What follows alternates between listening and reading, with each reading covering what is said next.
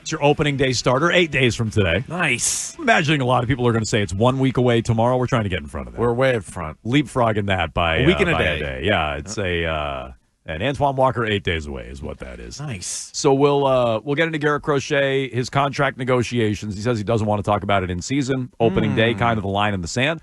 What do we make of that? And what's the holdup in signing Garrett Crochet? Is it him? Is it the team? 617-779-7937. We ticked through a bunch of positional battles for the Red Sox. Second base, closer, and the back end of their rotation. Sounds like Christian Campbell going to be your opening day second baseman. Although, as Keefe pointed out, Marcelo Meyer getting the start at second today. Who's been much better at the plate this spring than either Campbell or Roman Anthony, if you want to throw him in. If you look at the three young guns that we're all looking forward to seeing at some point, he's been the best hitter of the group. It's interesting, though. A year ago, if you said Marcelo Myers at second base, people would be stoked. People would be like, hell yeah. Let's get him out there. Now it's kind of like Campbell's leapfrogged him, and Myers had some injuries, and the shine is off a little bit. But a texter also pointed out Trevor Story already had to get scratched from a game because of a back. So, at some point, all these guys are going to be in there. They might all be playing. Like in the middle of May, or even before that, you might have Marcelo Meyer at short and Campbell at second, and Anthony might be taking one of the outfield spots. Very accurate. So they all need to be ready. Very, very accurate. So, no, a year ago, you'd say, oh, wow, Marcelo Myers in the mix to make the opening day roster. Great, here we go. Let's go. Now you're kind of like, wait a minute, Christian Campbell should be in front of him. But it sounds like Campbell will break camp as the opening day second baseman is what the odds are, not a done deal. Which is great because that's also not a cheap move, right? So this season they spent some money. Now we'll get into Crochet. They didn't spend money yet on Crochet. No. But Bregman was real money. Walker Buehler, even for a 1-year deal, was a lot for 1 year.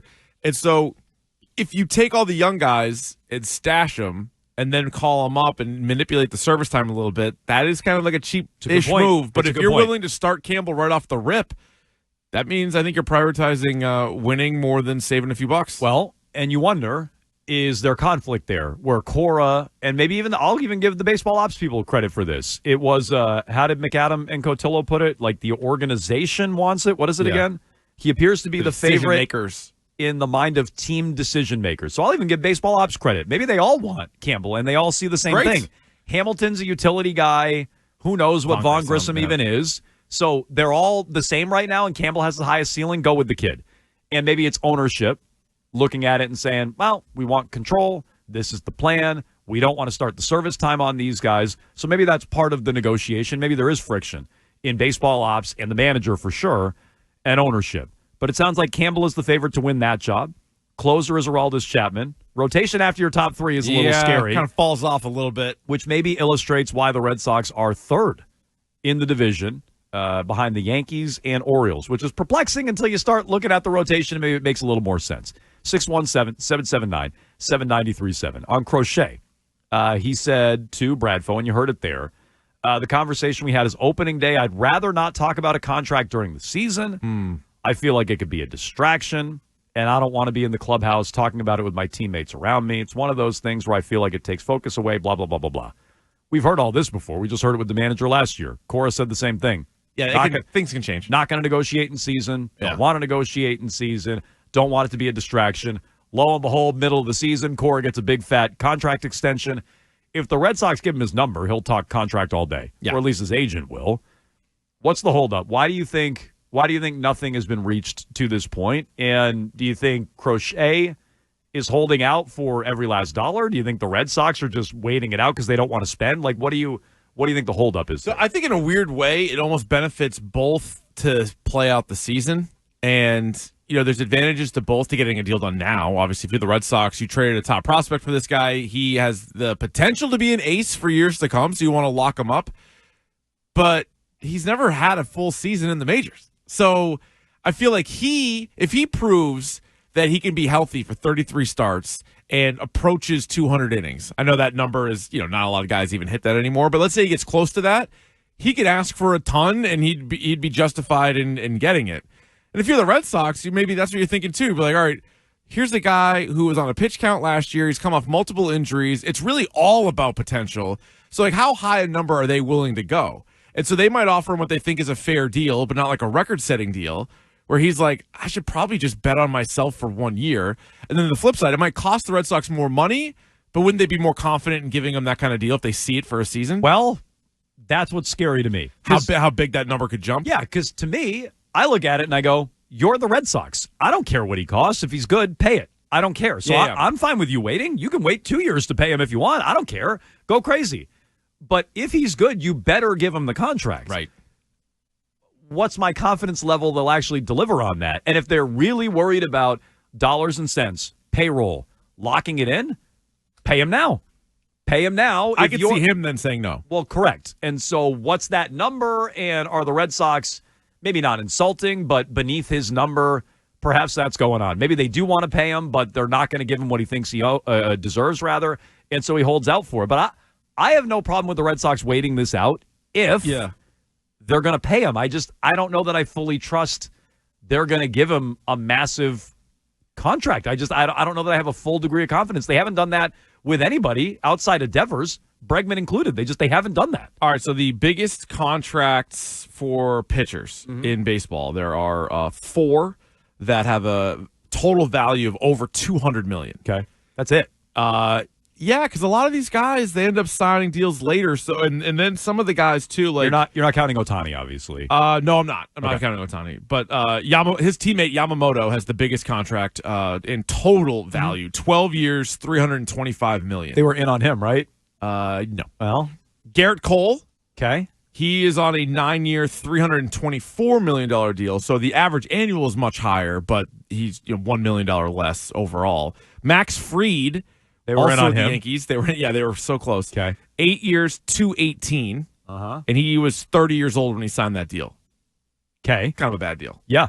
But you have to do bad deals. I'm not, No, but then Corbin Burns, my guy Corbin Burns, 6 years, $210. What's his age? 30. I was going to say. Now, so Crochet's going to be hitting the market before he's 30. Yeah. And so it depends. Like, what do you want to do? Are you talking about a long-term deal with maybe less average annual? Or are you talking about a much higher average? So $35 million a year is what Burns is getting, but they give him to 6 years. So rather than paying him until he's 38 years old. So, I mean, if Crochet is looking at this right now, he's probably saying, would he sign a $200 million deal? Would the Red Sox even offer $200 million? Or is he saying, maybe I'll just pitch this year and then get more? I think if they offered him $200 million, he would think about taking that right now. 2 years away. He's never done it before. Maybe I'm wrong about that, but that would put him as one of the top 5 starters in baseball. I bet he'd take that. So do you think the Red Sox offered it? Hell no. I don't think they've given him $200 million. No. But if they offered, Crochet, I think, should be better than Max Fried. But Max Fried's actually had a couple of good years where he can point to and be like, well, this is what I did. And so if they offered him 8 years, $218 million, that is $27.25 million per year.